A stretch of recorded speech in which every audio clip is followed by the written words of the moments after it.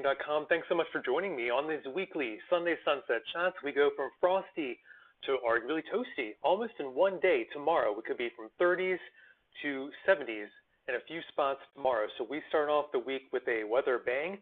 Pretty nice and pleasant Monday and Tuesday. Clouds and shower chances return Wednesday and Thursday. Behind our cold front on Friday, we might see a little bit more sunshine, but cooler air and maybe a little bit breezy for the end of our work week, a little more seasonable on maybe the end of the work week on Friday. Good evening, David. Thanks so much for tuning in. I'm Cameron Walker. Anytime you need us, we're at CapitalWeatherGang.com. Our latest forecast at CWG.news/latest. That's my PM update, letting all the gardeners know the frost is possible, maybe our last frost for some locations, and we'll get into that in a moment. And we'll also talk about our April outlook at CWG.news/AprilOutlook, continuing maybe our warm and dry starts. We'll talk about the rainfall deficit and the drought conditions that are beginning to unfortunately blossom in the central part of the Chesapeake Bay and the Tidewater of Virginia and the Delmarva. Happy Sunday, Kristen, to you too. Hey, Paul. And hello, Charlene. Hope you're doing well in Pennsylvania. There was a wind yesterday. Yes, indeed. We had gusts 45, 55, even 65 miles per hour for many of us. Now, here's that frost advisory. For those sensitive plants, please bring them in or at least cover them if they cannot be brought inside. I'm hoping, since most of you are expert gardeners watching me now, you knew that the last frost typically happens around this time of year and did not plant your most sensitive fruits, vegetables, flowers out in the garden just yet. Hopefully you can bring those pots inside. The frost could be from midnight to 9 a.m. tomorrow morning, so it could be a fairly long frost for much of the region. And I do want, as I explained in my PM update at CWG.news/latest, I explained I want some of you on those border counties to be aware the frost advisory could extend to you tonight as well. So at least in the white shading here, this map by Weather Underground, this is where the frost advisory is currently hoisted in the region. But there could be a little bit expansion here and there on some of the boundary counties. But again, midnight to 9 a.m. tonight, we have a frost advisory in effect. Now, this could be, for many parts of the region, especially those in the red, our last frost of the season. At least in the reds, that's kind of where the soonest, earliest median final dates for frost and freezes happen. We need to wait closer to May along the I-81 corridor. Late April is kind of a little more comfortable. And even late frost near Mother's Day happen in the I-81 corridor and points higher and further west.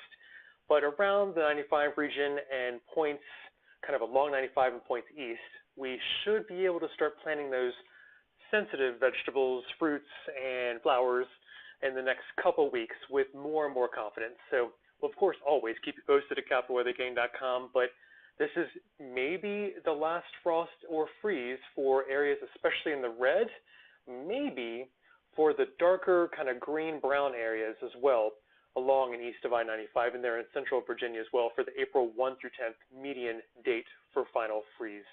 Now keep in mind this does not capture any of those record late dates for frost and freezes. This is kind of a median guesstimate among all the dates for the final frost of the season. Final frost or freeze. So please keep that in mind. This does not really capture what could happen on maybe a quick cool snap comes into the region later in April. So just stay a little bit nimble for at least a couple more weeks if you're a gardener in the region. And of course, we'll let you know with some warning ahead of time at CapitalWeatherGang.com if we see some sub-freezing temperatures coming back into the region. All right, Kristen, Paul, David, hello. Yes, the wind was wicked yesterday. I'm sorry you had some damage in downtown Silver Spring. Peter, hello. Thanks for tuning in. And Maria and Michael, greetings from West Virginia. You had some snowflakes there last night and this morning in those higher elevations. I love that. Our warmest day, in contrast to snow, Michael, we could see really warm temperatures on Wednesday. This might be the warmest day of the work week this week, well into the 80s, maybe for much, if not all of the region. Low 80s seem like fairly likely in the D.C. area around the Beltway. Mid 80s down toward maybe Fredericksburg, Richmond. It's going to be warm before the rain chances and clouds completely lock into our region, with the rain chances being highest, I think, this week on Thursday, but we can't rule out some showers on Wednesday as well. Winds, not a big story. Luckily, putting the winds of yesterday and last night behind us. I hope you enjoy decreasing winds this afternoon, and tomorrow the trend generally continues, but because the atmosphere is transporting a warmer air mass into our region, we've got to pay a small price if you're a warm weather lover. It's a price of transportation of this warm air mass on a few southerly wind gusts that might hit 20, 25 miles per hour tomorrow. This tomorrow, Monday, has a chance of being our windiest day of the week, and it's not too bad when you think of 1 or 2 wind gusts in the 20 to 25 mile per hour range. We'll take it in contrast to what we experienced in the 55, 65 mile per hour damaging wind category for those gusts yesterday afternoon and last night as well. And precipitation this week, pretty limited. Maybe some showers on Wednesday, very light. Thursday, even they fall apart. Thunder can't be ruled out. Maybe a quick thunderstorm, broken line of showers, thunder showers. Main rain chance is Thursday, but unfortunately, turn away if you really need that rain. Dry's wet. We're still in a dry pattern.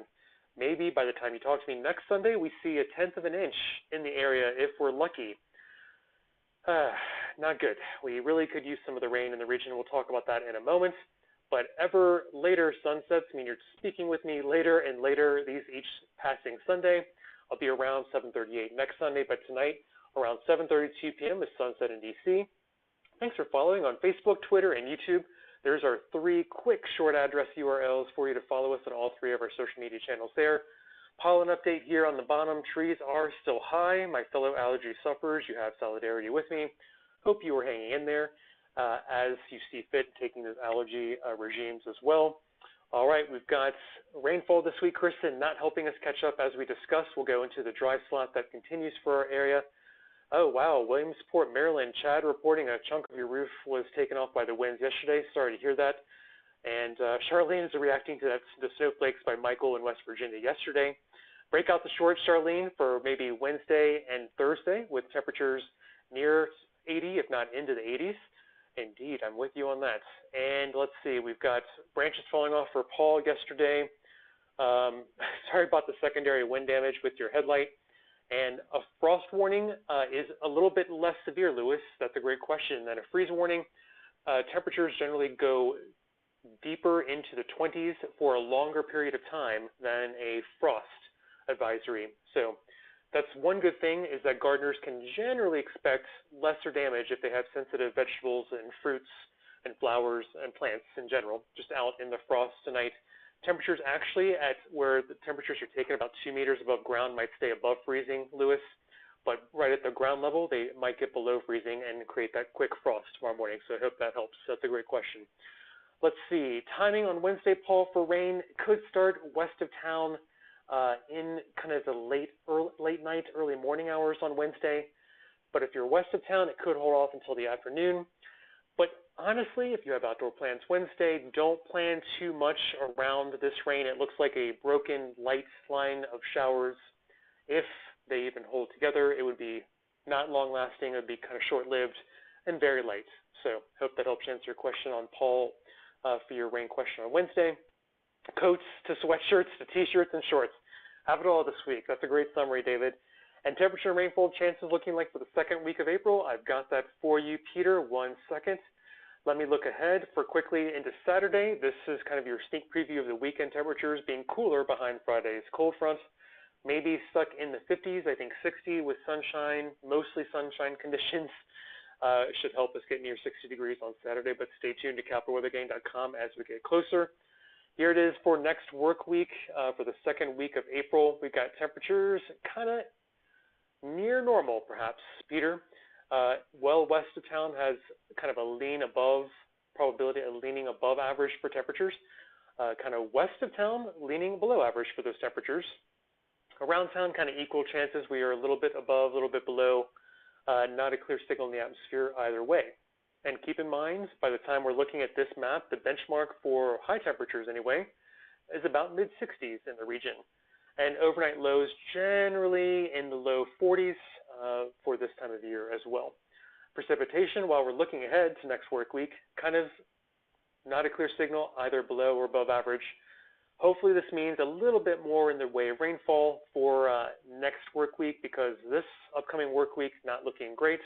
Maybe 1/10 of an inch of rain, not helping us with this rainfall deficit pictured here. below 50% of where we should be by this point in the year, for this time of year from January 1st onward. It is not good in the dark orange. That's where we are definitely abnormally dry. We are experiencing the start of a drought in the region in portions of the Delmarva, Central Chesapeake Bay, Tidewater of Virginia, southern Maryland, as you can see there. And I'll try and zoom in a little bit more next week if I'm assuming the drought could spread just a little bit. Now, the good news, it's only a moderate drought, D1 out of possible, all the way down to D4 for exceptional drought. So just the beginnings of a drought in portions of our area, east and southeast of DC. Overall, though, you can see white map shading east of the Mississippi River means we're in much better shape in this part of the country than the center part of the country, and still some spotty, fairly significant droughts on Intermountain West, closer to the West Coast and into Oregon. Could desperately use some rain there as well. And what else do I have for you? All right, I think we'll take a look at our April Outlook there at CWG.news/AprilOutlook, and forecast at a glance there on the top, and details on my PM update at CWG.news/latest. Frost is on the burner for tonight. It's on our minds, especially if you're a gardener, from midnight to 9 a.m. We've got some spotty frost that could develop in the region. Maybe south of town near Richmond, Fredericksburg Point South kind of escapes this frost chance. But overall, the growing season has not completely started in the region. So hopefully, those expert gardeners that I know you are did not plant too many sensitive plants outside, so you can bring your potted items back inside or cover what you have to right near the ground to prevent a frost forming on them. As you can see, 30s to 70s are possible tomorrow. We kind of have a little bit of weather whiplash tomorrow as we kick into our warming trend. Monday and Tuesday look pretty sunny. Wednesday and Thursday a little more cloudy. Higher rain chances, but still light and very intermittent rain chances at that. And warm temperatures for Thursday and Friday as well. Those are our warmest days, perhaps Wednesday well into the 80s. We'll keep you posted as we get closer at CapitolWeatherGang.com. All right, let's see. We've got Ann for Thursday, the Orioles home opener. I think, and I'll show you precipitation in a moment, I think we'll escape with maybe just a quick rumble of thunder or a shower in the region on Thursday. So far, I don't think we'll have major interruptions to our baseball games outdoors. And April showers bring May flowers, Camden David. I'm hoping we get more rain before the month is over. Yes, indeed. And I think any shift in pattern, as you can tell by our April Outlook at CWG.news/AprilOutlook, we generally think an extrapolation extension of our dry pattern from the first quarter of the year extends into April. So, man, we might have to wait until the end of the month, hopefully, to get a rainier pattern in here. Yes, Rick, I agree. Still cold, too cold to put the house plants outside. Good call on that. And let's see. Paul is asking about the drought in their area. Let's see. The orange in the droughts. Let's go back to that, Paul, for you. Happy to do that. We've got just the first level out of 4 levels of drought to speak of in the region, Paul. So what I'll do next week, I'll zoom in a little bit more for you, since I think those light shading of oranges could expand a little bit more into our region out of the Delmarva Peninsula, Tidewater, Virginia, southern Maryland. That light orange is D1, moderate drought. There in the key right there, that first level of drought. So luckily, we're nowhere into moderate, severe, or exceptional drought. But the yellow is still abnormally dry. That means topsoil is pretty dry, but generally not affecting the water table or too much in the way of agriculture just yet, which is starting to get going in southern parts of the region, especially southern Virginia and into portions of North Carolina. The growing season generally has begun there. All right, we've got short-term and long-term is the SNL over area. So there are a couple short-term impacts for the abnormally dry and drought conditions forming in our region, and a few long-term impacts over our region. So right there, the S means typically some topsoil is dry, so agriculture is impacted, and long-term means water table is getting a little bit low in parts of the region. But the good news is it's not a severe impact. That's just generally some short and some long-term. Both buckets in our region are being kind of impacted by the abnormally dry and first level of drought in our region. No worries at all, Paul. I'm glad to help. Here's our rainfall deficit in the region, and that's why we have to start thinking we might develop into a larger drought area. Look at that in the dark oranges in the central Chesapeake Bay region. That is under 50% of normal rainfall by this point in the year since January 1st. Most of our region in the yellows and light oranges, which means below 90%, below 75% of normal rainfall we'd expect to see by this point in the year since January 1st. You have to go into far western Virginia and portions of West Virginia before you get into the greens, which is above 100%, wetter than we would normally see by this point in the year since January 1st. And precipitation next week, not a great signal either way for the atmosphere providing us additional rains next work week, but it's a little bit clearer west of town in the higher elevations and the Ohio River Valley, leaning below average for precipitation there. Up in New England, that light green indicates leaning above average for precipitation by just a little bit for next work week. And temperatures for next work week had a similar straddling of atmospheric signal here, not clear either way in the DC area whether we'll be maybe above average or below average for next work week. But in the light blue in the Ohio River Valley, that is leaning below average for temperatures next work week. And again, up into the portions of the upper mid-Atlantic and New England, that light orange indicates the atmosphere is leaning with a slight chance of probability above average temperatures for next work week as well. Looking into this weekend, just a sneak preview of Saturday temperatures. Cool, a little bit below average, but still comfortable.